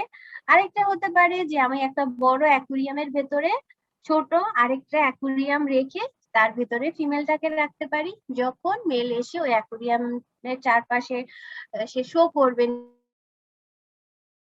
Indicates that they are ready for breed, তখন শুধুমাত্র আমরা মেল এবং ফিমেলকে একই অ্যাকুরিয়ামে অ্যালাউ করব। তাহলে কখন দিতে হবে, কেন দিতে হবে, ব্যাপারটা কি আমাদের একটু আইডিয়া হলো? জি ম্যাম। তো যখন দেয়া হলো তখন তাদের যে তাদের যে তোমার কি বলে এগ যখন ফার্টিলাইজ হলো, ইন্টারনাল যখন তাদের সরি এক্সটার্নাল যখন ফিমেলটা তোমার এগ রিলিজ করলো, ঠিক ওই সময় মেলটা স্পার্ম দিয়ে সেটাকে ফার্টিলাইজ করবে। এবং এই ফার্টিলাইজ করার পরে দেখা যায় এগ গুলো কিন্তু যথেষ্ট ভারী, সেগুলো আস্তে আস্তে নিচে পড়তে থাকে। তো এর আগেই দেখা যায় আমার যে মেল ফাইটার ফিশ আছে, this is the male fighter fish, সে তার স্যালাইভা থেকে ছোট ছোট বাবল ক্রিয়েট করে, দেখো এখানে কি উপরে একটা নেস্টের মতো তৈরি করেছে। এই নেস্টটার নাম কি স্যার? Bubble nest. আজকে কি ক্লাসে কোনো ছেলে নাই? স্যার আপনারা কি আছেন কেউ? আসি ম্যাম। এই নেস্টটার নাম কি?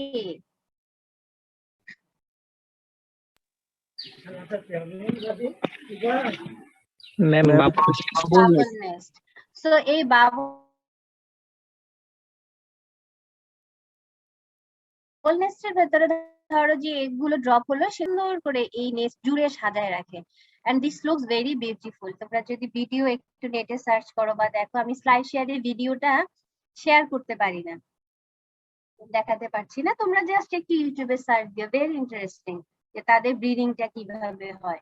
তো এখানে হচ্ছে এগুলো জমা হয় এবং এইখান থেকে জেস্টেশন পিরিয়ড পার হওয়ার পরে এগুলো লার্ভি, এগ থেকে লার্ভি রিলিজ হয় এবং একটা নির্দিষ্ট সময় পর্যন্ত আমার যেই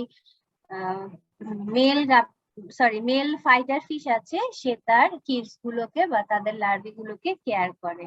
এবং তারা যখন পুরোপুরি তোমার ফ্রি সুইমিং হয়ে যায়, this is the time for releasing egg, this is the female fighter fish and this is the male fighter fish and this is the embrace। এবং এরপরেই হচ্ছে তোমার এগুলো রিলিজ করছে।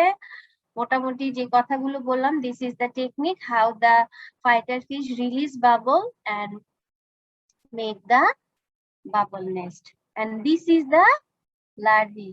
দেখতে পাচ্ছো এই স্ট্রাকচারটা? এই বাবল নেস্টের ভেতরে যে এগটা ছিল, সেই এগটা থেকে দেখো খুব সুন্দর সুন্দর তোমার লার্ভি রিলিজ হয়েছে, যেগুলো হ্যাঙ্গিং হয়ে আছে, মনে হচ্ছে কি যেন সুন্দর একটা বাগানের মতো, পাখির বাসার ভেতর ছোট ছোট পাখির ছানা নেস্ট। আর এই যে সাদা যে অংশটা, এটা কি স্যার বলো তো? ইয়োক। Very good.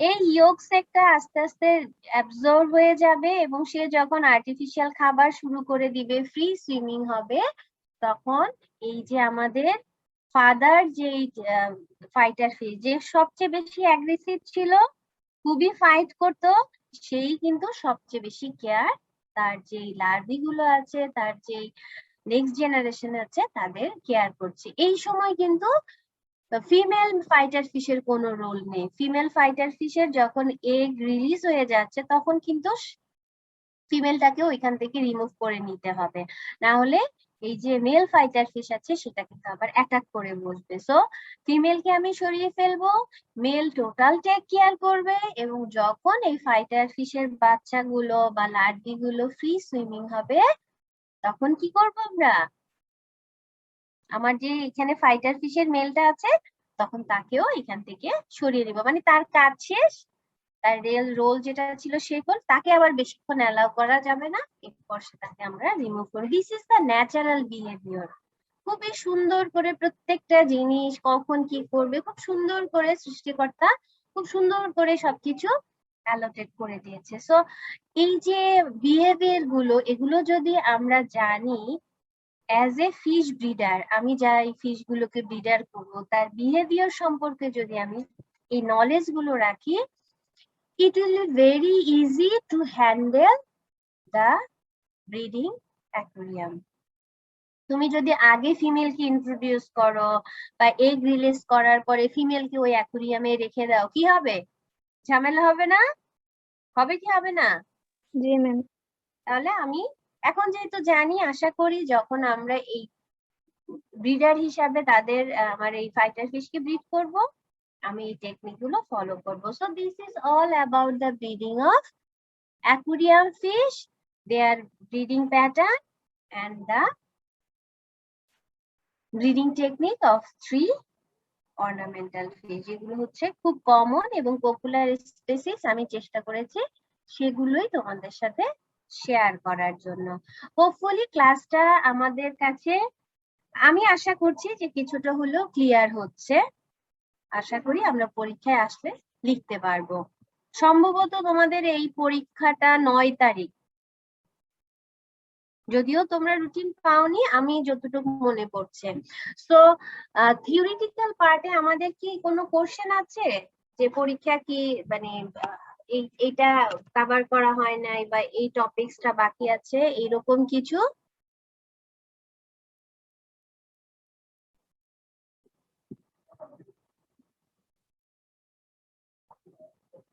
ম্যাম প্রিভিয়াস যে শীটগুলি আমরা পড়ছি মানে মিড এক্সাম দিয়েছি ওখান থেকে তো আসবে না তাই না?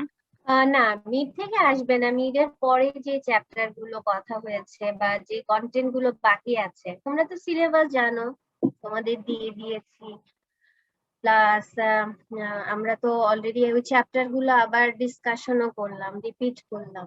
তো যা যা কভার করা হয়েছে এর ভেতর থেকে আসলে আমাদের এক্সাম থাকবে। ঠিক আছে? তোমাদের অর্পিতা শুনতে পাচ্ছি? জি ম্যাম। আচ্ছা, Mamun reader, can you hear me Mamun? 5064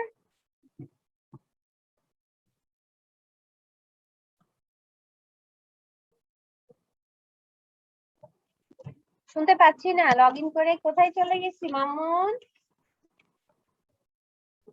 Mokaddes ma'am আছি। আছি। মামুন বলো, গত ক্লাসে আমি বলেছিলাম যে প্র্যাকটিক্যাল যে শীট গুলো আমি দিয়েছি খাতায় লেখার জন্য, ওই শীট গুলো কি দেখেছো স্যার? ম্যাম গত ক্লাসটা করতে পারিনি। আচ্ছা, প্র্যাকটিক্যাল নোট গুলো পেয়েছিলাম, মানে যে লিখতে হবে খাতার কপি দিয়েছিলাম ওগুলো? জি ম্যাম গ্রুপে পেয়েছিলাম। আচ্ছা, ওইখানে কি তোমার কোনো কোয়ারি বা কোনো ধরনের বুঝতে অসুবিধা হচ্ছে এরকম কিছু? না ম্যাম সমস্যা হয়নি এখনো, ওরকম কোনো লেখা তো শুরু করিনি পুরোটা। এখনো শুরু করিনি? তোমাদের তো ক্যাম্পাস খুলে যাচ্ছে, এটা তো জানো? জি ম্যাম জানি। ওকে, শুরু করে দাও স্যার। আচ্ছা, প্র্যাকটিক্যাল রিলেটেড আমি বলেছিলাম। Thank you Mamun for your response. Alamin 5059, আলামিন। জি ম্যাম, শুনতে পাচ্ছি। আচ্ছা স্যার, আপনি কি লিখেছিলেন? ম্যাম লিখছি। লিখেছো? কোথাও কি প্রবলেম ফেস করেছো যেটা নিয়ে আমরা ডিসকাস করতে পারি বা আমাদের এটা একটু বুঝাতে হবে এরকম কিছু? না ম্যাম, ওরকম কিছু হয়নি। ওকে, এখন আর বাই নেমে বলছি না, আমরা যারা ক্লাসে আছি 41 জন, মানে 40 জন আমরা আছি। প্র্যাকটিক্যাল লেখার সময় বা খাতা লেখার সময় কোনো ধরনের কোয়ারি কি তোমাদের হয়েছে যে এটা কেন হলো বা এটা কিভাবে লিখবো, এরকম কোনো প্রবলেম ফেস করেছি আমরা?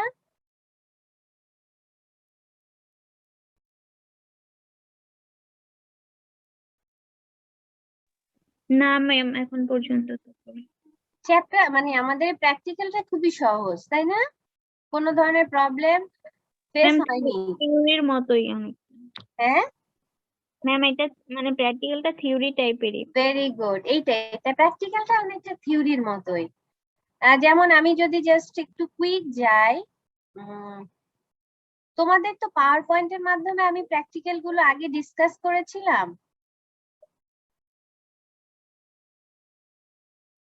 Sir, ma'am? জি ম্যাম। Okay, that's great.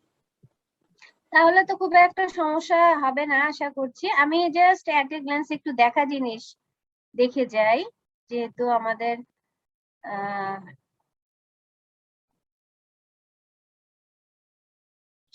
স্ক্রিনটা দেখতে পাচ্ছো তো, তাই না স্যার, ম্যাম? জি ma'am. Selection of aquarium material যেটা বললাম, ভেরি ট্রু। জাস্ট থিওরিতে আমরা যেগুলো পড়েছি যে কিভাবে আমরা ম্যাটেরিয়াল সিলেক্ট করব, কি ধরনের সাইজ হবে, শেপ হবে, কিভাবে আমরা গ্লাস থাকলে সেগুলো কেটে আমরা কিভাবে অ্যাকুরিয়াম তৈরি করতে পারি সেই টেকনিকটা আমরা পড়েছি। কর্নার গুলোতে কেন এমফেসাইজ দিতে হয়, কি ধরনের গ্রাভেল ব্যবহার করব, রক করলে কি ধরনের রক আমরা দিব, ক্যালসিয়াম কন্টেনিং রক যদি হয় সেক্ষেত্রে কি ধরনের প্রবলেম হয়। ক্যালসিয়াম কন্টেনিং রক এর একটা এক্সাম্পল কেউ দিতে পারবে?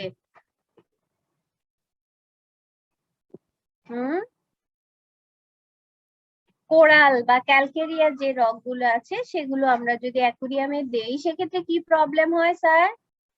এই যে কোরাল টাইপের রক গুলো দিলে অ্যাকুরিয়ামে, ম্যাম পিএইচ বেড়ে যেতে পারে। বেসিক হয়ে যায়।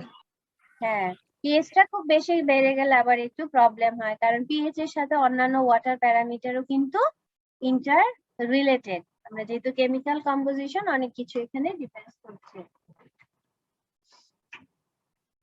দেন উড ডেকোরেশনের জন্য উড ব্যবহার করছি, এবং এই উডের ক্ষেত্রে আমরা কি ধরনের উড দিব? ওয়াটার বন্ড যে উড, ন্যাচারাল যে ওয়াটার মানে লং টাইম ধরে ওয়াটার লগিং কন্ডিশনে ছিল, এই ধরনের উড গুলো আমরা প্রেফার করব। আর সেটা যদি অ্যাভেলেবেল না থাকে তখন আমরা কি করব, মনে আছে? তখন ওই যে কাঠের টুকরো বা যে উড পিসটাকে আমরা নিতে চাই সেটাকে লং টার্ম ধরে খুব হালকা ইয়েতে, মানে কি বলবো, যে সিমারিং যেটা বলি, যে আস্তে আস্তে বাবল হবে, এই ধরনের টেম্পারেচারে সেটাকে লং টার্ম ধরে বয়েল করতে হবে। তার কারণটা কি?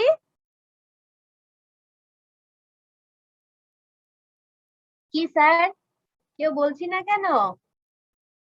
বুঝতে তো অসুবিধা নাই, কেন এটা করবা? আলামিন?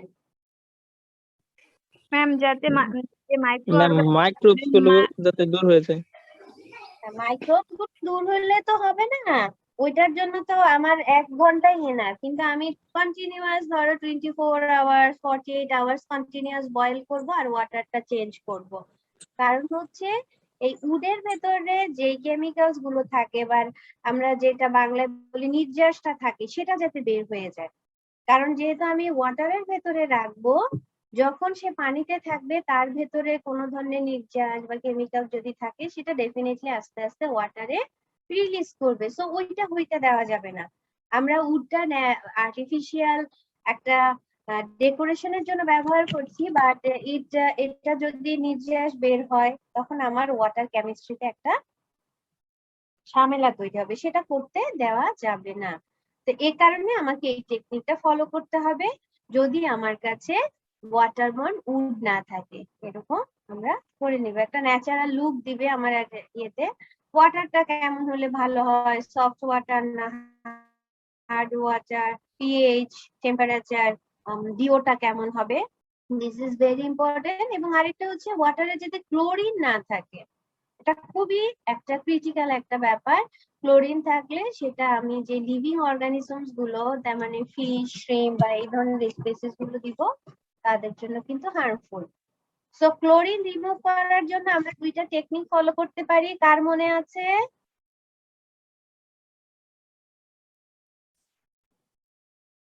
মামুন বলো, মামুন অথবা আলামিন, দুইজনের একজন বলো।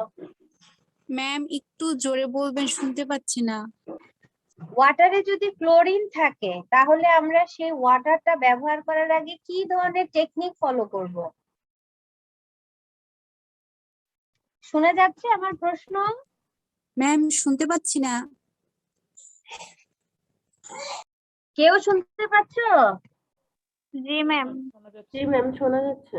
বললাম ক্লোরিন যদি তোমার ওয়াটারে থাকে, ধর আমি ট্যাপ ওয়াটার ব্যবহার করা ছাড়া আমার হাতে অন্য কোনো অপশন নাই, এবং আমরা জানি যেহেতু এই ট্যাপ ওয়াটার গুলো দ্যাটস মিন ওয়াটারটা কিছুদিন আর কি রিজার্ভে রেখে তারপর ইউজ করলে এটা ক্লোরিনটা ইয়ে হয়ে যায়, মানে বাতাসের সাথে। আরেকটা হতে পারে আমরা অ্যারেশন দিয়ে রাখতে পারি, হ্যাঁ, যদি 12 আওয়ার্স এরকম কন্টিনিউয়াস অ্যারেশন দিয়ে ওয়াটারে ক্লোরিনটা ইভাপোরেট হয়ে যায়, সেটা একটা টেকনিক হতে পারে। আর আরেকটা হচ্ছে ডিক্লোরিনেটেড সাবস্টেন্স, যেমন সোডিয়াম থায়োসালফেট, তারপরে সোডিয়াম হাইড্রোক্সো মিথালন সালফোনেট, এই যে কেমিক্যালস গুলো সেগুলো কিন্তু আমরা ব্যবহার করতে পারি। সো ওয়াটারের কেমিক্যাল প্যারামিটার, ফিজিক্যাল প্যারামিটার গুলো চেক করতে হবে।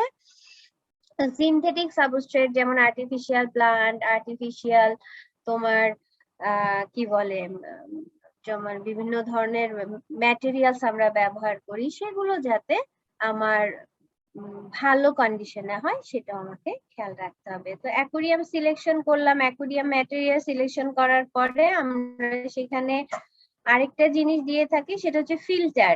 ফিল্টারের ব্যাপারটা মনে আছে? বিভিন্ন ধরনের ফিল্টার আছে বাজারে, বায়ো ফিল্টার আছে, কেমিক্যাল ফিল্টার আছে, ইউভি ফিল্টার আছে, এগুলো লিখেছো না খাতায়? জি ম্যাম। ওকে, জাস্ট আমরা একটু, আমি খুব কুইক যাচ্ছি, আমার মনে হয় সমস্যা হচ্ছে না কারো, কারণ এগুলো সবই সহজ এবং আমরা অলরেডি খাতায় লিখে ফেলেছি ম্যাক্সিমাম যারা আছে।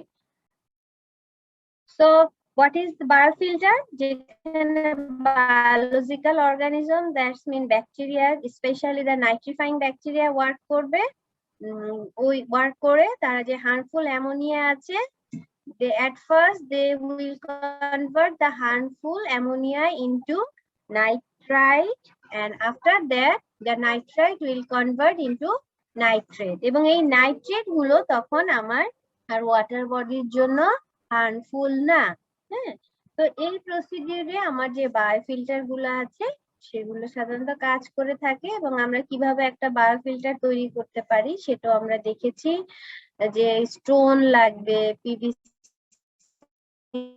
পাইপ লাগবে, তারপরে এরকম একটা স্ট্রাকচারে আমরা সেট করব এবং বিভিন্ন করব। একটা খুব ইম্পর্টেন্ট একটা ব্যাপার হচ্ছে অক্সিজেনেশন। হ্যাঁ, আমাকে কন্টিনিউয়াস বায়োফিল্টারে অক্সিজেন সাপ্লাই দিতে হবে। কারণ কি? কারণটা কার মনে আছে?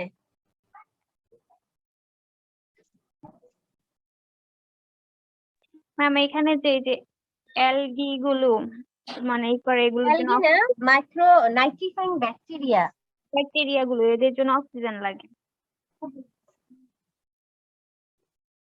নাইট্রিফাইং ব্যাকটেরিয়া গুলো হচ্ছে aerobic. We know what is aerobic, যাদের অ্যাক্টিভিটিস এর জন্য, রেসপিরেশনের জন্য অক্সিজেন প্রয়োজন হয়। Yes ma'am. আর কি তাদের জন্য। তো এই যে নাইট্রিফাইং ব্যাকটেরিয়া গুলো আছে যারা হচ্ছে তোমার অ্যারোবিক ব্যাকটেরিয়া, তো তাদের সার্ভাইভালিটির জন্য কিন্তু আমার অক্সিজেনটা খুবই ইম্পর্টেন্ট। সো আমাকে প্রপার অক্সিজেন যেটা সেটা মেনটেন করতে হবে। তাহলে আমি অ্যাকুরিয়াম ম্যাটেরিয়াল সিলেক্ট করলাম, একটা বায়োফিল্টার তৈরি করলাম, বায়োফিল্টার তৈরি করার পরে আমরা যেটা করব সেটা হচ্ছে একটা অ্যাকুরিয়াম সেট করব, যেটা আমরা থিওরি ক্লাসেও পড়েছি। যেহেতু থিওরিতে পড়েছি আমি জাস্ট একটু মানে গো থ্রু করছি। অ্যাকুরিয়াম কি, অ্যাকুরিয়াম সেট আপের আগে প্রথমে প্রোগ্রামিং করে নিতে হয়, কোথায় বসাবো, কি সাইজের ইয়ে করব, এই ব্যাপারগুলো প্রথমে আমাকে ঠিক করে নিতে হবে। দেন স্ট্যান্ড, যার উপরে আমি অ্যাকুরিয়াম বসাবো, একটা সুন্দর স্ট্যান্ড হলে আমার জন্য সবচেয়ে ভালো হয়, যেটা আমার অ্যাকুরিয়ামটাকে হোল্ড করবে। দেন আমি কালেকশন অফ অ্যাকুরিয়াম করতে পারি, মেকিংও করতে পারি। মেক করার সময় আমার কি কি টেকনিক ফলো করতে হবে এটা আমরা আগেও দেখেছি। আর অ্যাকুরিয়াম তৈরি হয়ে যাওয়ার পরে আমি যখন অ্যাকুরিয়ামটা এখন সেট করব, সেটা প্রথমে আমাকে ওয়াশ করে নিতে হয়। এন্ড এই ওয়াশিং টেকনিকটা কিভাবে আমরা ওয়াশ করছি সেটা, ওয়াশিং এর পরে আমাকে ওয়াশিং করার সময় আমার সাধারণত একটু সল্ট ওয়াটার, একটু ওয়ার্ম সল্ট ওয়াটার আমরা ব্যবহার করাটা সাজেস্ট করছি। লেভেলিং, কি ধরনের সাইজ শেপটা কেমন আছে, তারপর হচ্ছে যে ফ্লোরে রাখছি সেটা ওকে আছে কিনা, উঁচু নিচু আছে কিনা, এই ব্যাপারগুলোকে লেভেলিং করছি। পজিশনিং, কোথায় পজিশনে রাখবো, কি পজিশনে রাখবো। প্লান্টিং ম্যাটেরিয়াল, যখন আমি ন্যাচারাল প্লান্ট দিব তখন এই প্লান্টিং ম্যাটেরিয়ালটা কিন্তু খুবই ইম্পর্টেন্ট। কত লেয়ারে দিব, সাধারণত ব্যাক সাইডে একটু বেশি দেওয়া থাকে, সামনের দিকে এটা কমতে থাকে। সো রক ওয়ার্ক বলতে এই যে বিভিন্ন টাইপস অফ রক, সেই রক গুলো আমরা অলরেডি সিলেক্ট করেছি যে কি রকটা দিব, সেই রকের প্লেসমেন্টটা কেমন হবে। হিটিং এবং কুলিং এর যদি প্রয়োজন হয়, হিটিং এবং কুলিং ডিভাইস আমাকে দিতে হবে। ওয়াটার, দেন ওয়াটার সাপ্লাই করব। ওয়াটার সাপ্লাই এর ক্ষেত্রে আমাদের যেহেতু অলরেডি আমরা একটা স্ট্রাকচার তৈরি করছি সাবস্ট্রেট, সরাসরি এই সাবস্ট্রেট উপর না দিয়ে কোন একটা প্লেট বা একটা কিছুর উপরে আমাকে পানিটা দিতে হবে, যাতে আমার নিচের যেই অ্যারেঞ্জমেন্ট সেটা যাতে নষ্ট না হয়ে যায়। এরপরে হচ্ছে আমরা যে প্ল্যান গুলো আছে সেগুলোকে আমরা আমাদের অ্যাকুরিয়ামে সেট করব। সেট করার পরে আমরা ফিশ নিয়ে আসবো এবং তখন আস্তে আস্তে ফিশ গুলোকে ওই ওয়াটারের সাথে অ্যাডাপ্ট করার পর আমরা আস্তে আস্তে ফিশ গুলোকে রিলিজ করব। So this is the simple technique of preparing A aquarium. Covering দিতে পারি, আর্টিফিশিয়াল অ্যারেশন দিতে পারি, এন্ড আর্টিফিশিয়াল অ্যারেশনের সময় কি ধরনের বাবল খুলে ভালো হয় এগুলো আমরা থিওরিতে ইন ডিটেইলস পড়েছি। ফিল্ট্রেশন কেমন হবে, this is all about the setup of an aquarium. So আমরা আর কি পড়েছিলাম?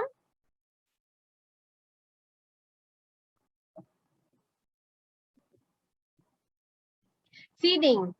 ফিডিং এর ক্ষেত্রে আচ্ছা, অ্যাকুরিয়াম সেট আপ করার পরে, ফ্রাই রিলিজ করার পরে, দ্যাটস মিন ফিশ রিলিজ করার পরে আমাদের খাবার দিতে হয়।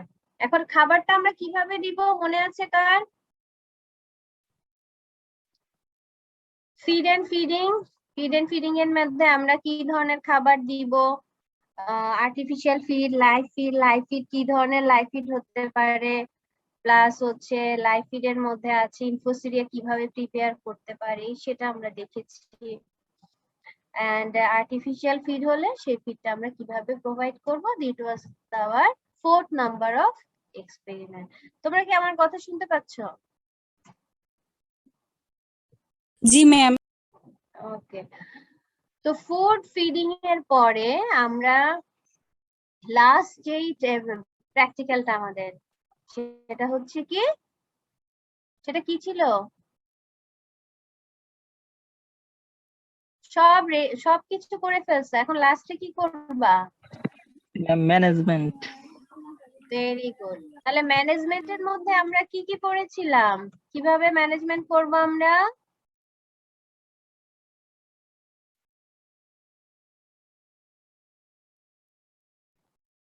এইটা লেখার সময় কোনো কিছু কোয়ারি হয় নাই তোমাদের মনে?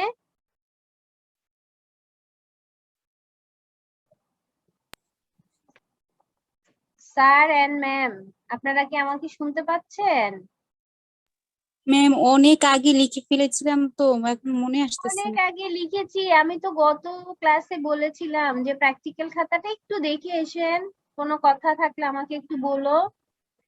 ওকে, ম্যানেজমেন্ট আসলে কি, যে আমি যদি আমার প্র্যাকটিক্যাল বাদ দাও, তুমি নিজে চিন্তা করো যে আমি একটা অ্যাকুয়ারিয়াম সেট করলাম, সেট করার পর এই যে এটাকে রেগুলার মনিটরিং করা, তার কি ধরনের চেঞ্জ হচ্ছে এগুলো কিন্তু অবজার্ভ করাটাই হচ্ছে, এবং রেগুলার এটার যে ধরো ওয়াটার চেঞ্জ করা বা আর্টিফিশিয়াল ন্যাচারাল প্লান্ট দিলে প্লান্ট গুলো টেক কেয়ার করা, যদি পাতা পচে যায় সেটাকে আমার কেটে বাদ দেওয়া। আবার আমরা বলছিলাম যে সাবস্ট্রেট গুলো একটু টার্ন ওভার করে দিতে হবে, তোমার বায়োফিল্টারটা ঠিকভাবে ওয়ার্ক করছে কিনা এটা টেক কেয়ার করা, দেন তাদের যে খাবার দেওয়া, কতক্ষণ পর পর খাবার দিচ্ছি, কি ধরনের খাবার দিচ্ছি, এইগুলো টেক কেয়ার করা।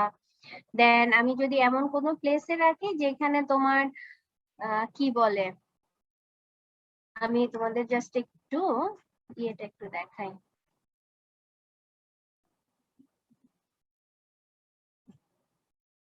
ওকে, সো মেইনটেনেন্স এর মধ্যে আমরা যেটা বলছি যে এই মেইনটেনেন্সটা কেন important, hopefully you can see my laptop view. একটা ওয়ার্ড ফাইল দেখতে পাচ্ছি আমরা। জি ম্যাম। আচ্ছা, সো মেইনটেনেন্সটা কেন ইম্পর্টেন্ট এবং মেইনটেনেন্স এর ক্ষেত্রে আমরা কি কি স্টেপ গুলো ফলো করছি। অ্যারেশনটা ঠিকভাবে কাজ করছে কিনা, এয়ার বাবল গুলো ঠিকভাবে প্রপারলি যেভাবে ডিস্ট্রিবিউট হওয়ার কথা ওইভাবে ওয়ার্ক করছে কিনা, this is important. Water exchange, 1 সপ্তাহ বা 2 সপ্তাহ পরে তোমার অ্যাকুয়ারিয়ামের কন্ডিশন অনুযায়ী আমরা দেখা যায় 10%, 20% বা 50% যদি বেশি প্রবলেম হয়, এটা এই ওয়াটারটুকু আমার চেঞ্জ করতে হবে, আবার নতুন ওয়াটার অ্যাড করতে হবে। This is the water exchange. তার মেইনটেনেন্স অফ বায়োফিল্টার, যে বায়োফিল্টারটা আমরা দিচ্ছি সেটা ওয়ার্ক করছে কিনা, সেখানে বায়োলজিক্যাল অর্গানিজম গুলো অ্যাক্টিভ কিনা সেটা টেক কেয়ার করা। দেন ক্যাচিং ফিশ বলতে এখানে আসলে যে ব্যাপারটা, যে মাছ ধরে ফেলা না, অনেক সময় মাছের মানে ফিজিক্যাল কোনো মানে এক্সটার্নাল কোনো প্যারাসাইট আছে কিনা, বা তাদের বিহেভিয়ার ঠিক আছে কিনা, গ্রোথ বা কালার ঠিক আছে কিনা, এটা দেখার জন্য মাঝে মধ্যে আমরা মাছগুলোকে ধরে দেখতে পারি। আর প্রুনিং এন্ড ম্যানিউরিং তো বললাম, যে লিভিং প্লান্ট যখন আমি দিচ্ছি, অ্যাকুয়ারিয়াম প্লান্ট দিচ্ছি, তো তাদের যে ছেটে দেওয়া, বেশি গ্রোথ হয়ে গেলে তাদের লিভ গুলো কেটে দেওয়া বা রোটেন পার্ট গুলোকে রিমুভ করা, আবার তোমার সাবস্ট্রেট টার্ন ওভার করে দেওয়া, তাদের ফার্টিলাইজেশন দেওয়া, এই সব কিছু কিন্তু না আমার মেইনটেনেন্স এর মধ্যে পড়ে। You got the point? বুঝতে পারছো? তাহলে ম্যানেজমেন্ট কিন্তু ছোট একটা ব্যাপার না, ওভারঅল সবগুলো ব্যাপার আমাকে একসাথে মেইনটেইন করাটাই হচ্ছে কিন্তু প্রপার ম্যানেজমেন্ট। আর অ্যালগি গ্রোথ হয়, তো এই অ্যালগি গ্রোথ গুলো যদি গ্লাসে হয় তাহলে কিন্তু আমার অ্যাকুয়ারিয়ামটা ঘোলা হয়ে যায়, আমি বিউটিফিকেশনটা কিন্তু হচ্ছে না, আরো প্রবলেম হচ্ছে। তখন এই অ্যালগি গুলো আমরা কিভাবে গ্লাস থেকে রিমুভ করব, ওয়াটারে বেশি হয়ে গেলে কি করতে পারি, ডাস্ট থাকলে কিভাবে রিমুভ করব, সেডিমেন্ট রিমুভার, তারপর হচ্ছে unhealthy plant media remover, topping up, water add করা যেটাকে আমরা বলি। আর যদি কোনো ধরনের ডিজিজ হয় তখন সেটা আমরা ডিজিজ ট্রিটমেন্ট দিব। এই যে ওভারঅল যে ব্যাপারগুলো, এই সবগুলো মিলেই হচ্ছে আমার অ্যাকুয়ারিয়াম কি ম্যানেজমেন্ট। ম্যানেজমেন্ট আর ম্যাম মেইনটেনেন্স। ম্যাম, আমাদের এই এক্সপেরিমেন্টের জন্য ম্যাম আলাদা একটা শীট দিয়েছিলেন। আর তোমাদের যেটা দিয়েছিলাম ওইটা মনে হয় আমি বলি, ওটা একটা প্রিভিয়াস খাতার পিক। ইয়ারের খাতার কপি দিয়েছিলাম, এম আই রাইট? জি ম্যাম। জি ম্যাম। ওইখানে আসলে এই সবগুলো পয়েন্ট ওরা কভার করে নাই। যেটা হয়েছে, আমি যেটা করেছি দেখাচ্ছি, এটা হচ্ছে ধরো তোমার থিওরিটিক্যাল, যে ম্যানেজমেন্টের সময় বা অ্যাকুয়ারিয়াম মেইনটেনেন্স এর জন্য আমার কোন কোন পয়েন্ট গুলো টেক কেয়ার করতে হবে, কিভাবে করতে হবে। বাট ওরা যে কাজগুলো করেছিল, ওদের যখন আমরা তো এই প্র্যাকটিক্যালে যেটা করি, একটা টোটাল অ্যাকুয়ারিয়াম সেট করি একবারে। তোমরা যদি তোমাদের সুযোগ থাকে বা হতো, আমরা একটা অ্যাকুয়ারিয়ামের গ্লাস কেটে অ্যাকুরিয়াম তৈরি করা, স্টোন কালেক্ট করা, ইচ এন্ড এভরিথিং আমরা নিজেরাই করি। করার পরে ওভারঅল বাকি যে সময়, সেই সময় আমরা অ্যাকুরিয়ামটা মেইনটেনেন্স করি। সেই মেইনটেনেন্স এর মধ্যে যেমন কতদিন পর পর ওয়াটার চেঞ্জ করলো, ওয়াটার প্যারামিটার মনিটর করলো, প্লাস কোনো ধরনের প্রবলেম হয়েছে কিনা, ডিজিজ হয়েছে কিনা। Actually the whole term they observe all the things, এবং যে প্রবলেম গুলো হয় সেগুলো সমাধান আমরা কিভাবে করতে পারি সেগুলো কিন্তু তারা তখন করে থাকে, এবং সেটা নিয়েই তখন তারা জাস্ট কি তাদের মেইনটেনেন্স এর সময় তাদের অবজারভেশন কি ছিল, কি ধরনের প্রবলেম ফেস করেছে, এবং সেই প্রবলেম গুলোর জন্য তারা কি ধরনের ম্যানেজমেন্ট টেকনিক ফলো করেছে। অ্যাকচুয়ালি আমরা যে খাতাটা দিয়েছি না, ওইটা হচ্ছে তাদের প্র্যাকটিক্যাল এক্সপেরিয়েন্স এর উপর বেস করে তাদের রাইট আপটা। বুঝতে পারছো আমার কথাটা? জি ম্যাম। তারা যে কাজগুলো করেছে জাস্ট সেটাই তারা লিখেছে। এখন আমরা কি করেছি, আমরা তো আসলে এই কাজগুলো হাতে কলমে করার সুযোগ পাইনি। তা আমরা জাস্ট থিওরিটিক্যালটা আমি তোমাদের সাথে ডিসকাস করলাম, আর যারা প্র্যাকটিক্যাল খাতা তোমরা লিখে ফেলেছো তাতেও সমস্যা নাই, ওইটা হচ্ছে আমার প্র্যাকটিক্যাল অংশ, যে না আমি এই কাজগুলো করেছি, এই ধরনের প্রবলেম পেয়েছি, this is my observation and this is comment. বুঝতে পারছি যে কেন দুইটা ডিফারেন্ট হলো। আমরা লিখবো কিন্তু ওইটাই।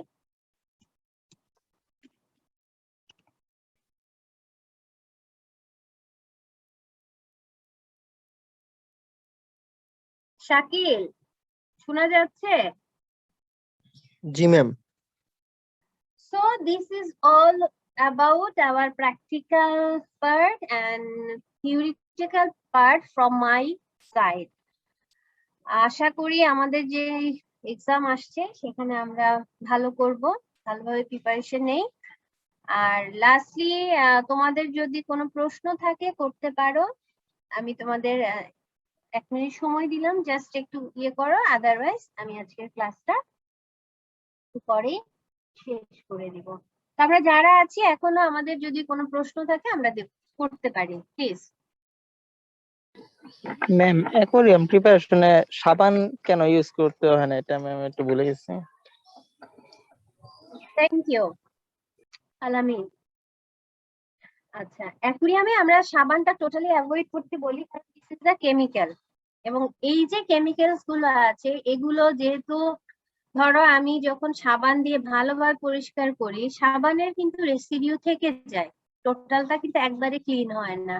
তো কি হয়, যখন আমি এটা ওয়াটার ফিল আপ করি এই কেমিক্যাল গুলো তখন আমার ওয়াটারে চলে আসে, যেটা আসলে পরবর্তীতে আমি যখন মাছ স্টক করি তার জন্য হার্মফুল হয়। এখন তোমার যদি মনে হয় যে না আমার অ্যাকুরিয়াম এতই ডার্টি আমি সাবান দিয়েই ক্লিন করতে চাবো, ওকে ফাইন, তুমি করো, কিন্তু সেক্ষেত্রে তোমাকে যেটা করতে হবে, অ্যাকুরিয়াম ক্লিন করার পরে সেটাকে খুব ভালোভাবে ওয়াশ করতে হবে, ড্রাই করতে হবে, এরপর আবার ওয়াটার দিয়ে কিছু সময় রেখে ওই ওয়াটারটা আবার রিমুভ করো, যার মানে হচ্ছে এই রেসিডুয়াল ইফেক্টটা যাতে যখন আমি অ্যাকুরিয়াম ফিল করব সেই ওয়াটারের মধ্যে না আসে। তো সে কারণে আমরা আসলে কেমিক্যাল অ্যাভয়েড করতে বলি, সাবান অ্যাভয়েড করতে বলি। সবচেয়ে বেস্ট ওয়ে হচ্ছে একটু ওয়ার্ম ওয়াটার এবং সল্ট দিয়ে আমার অ্যাকুরিয়ামটা ক্লিন করা। আর ওই যে বললাম, যদি তোমার মনে হয় যে না খুবই অপরিষ্কার, আমার সাবান ইউজই করতে হবে, ডিটারজেন্ট ইউজ করতে হবে, ওকে করো, করার পরে সেটা হালকা কুসুম গরম পানি দিয়ে ধুতে হবে, ক্লিন করতে হবে, ড্রাই করতে হবে, আবার ওয়াটার দিতে হবে, দেন ড্রাই করে আমরা ইউজ করতে পারি। আলামিন, রেজাল্ট অ্যান্সার পেয়েছো? জি ma'am.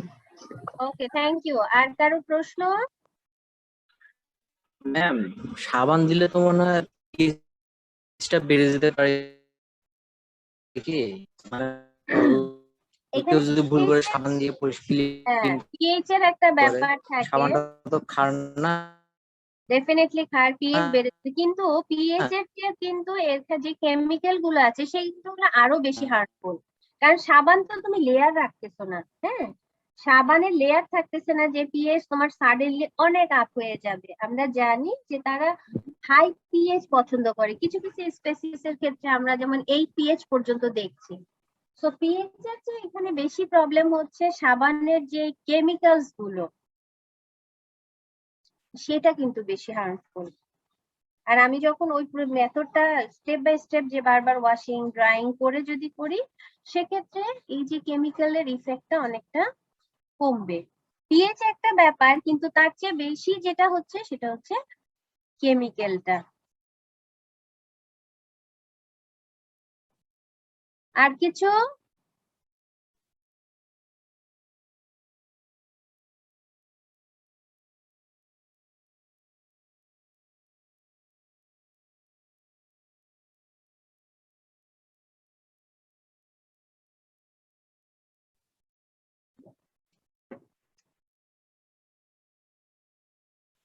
Arpita, Roni, jasmine, Mishu, Shakil, Cynthia, আমাদের কারো কোনো প্রশ্ন নাই? আলহামদুলিল্লাহ, আমরা তাহলে খুব ভালোভাবে বুঝে গেছি এবং পরীক্ষায় খুব ভালোভাবে লিখতে পারবো। Am I right? ইনশাল্লাহ ma'am. Okay, thank you so much. তাহলে ক্লাসটা আমরা এখানেই শেষ করছি। সবাই ভালো থেকো, ইনশাল্লাহ পরীক্ষার সময় আমাদের আবার কথা হবে। Best of luck. আল্লাহ হাফেজ। ম্যাম আল্লাহ হাফেজ, আসসালামু আলাইকুম। ওয়ালাইকুম আসসালাম, সবাই ভালো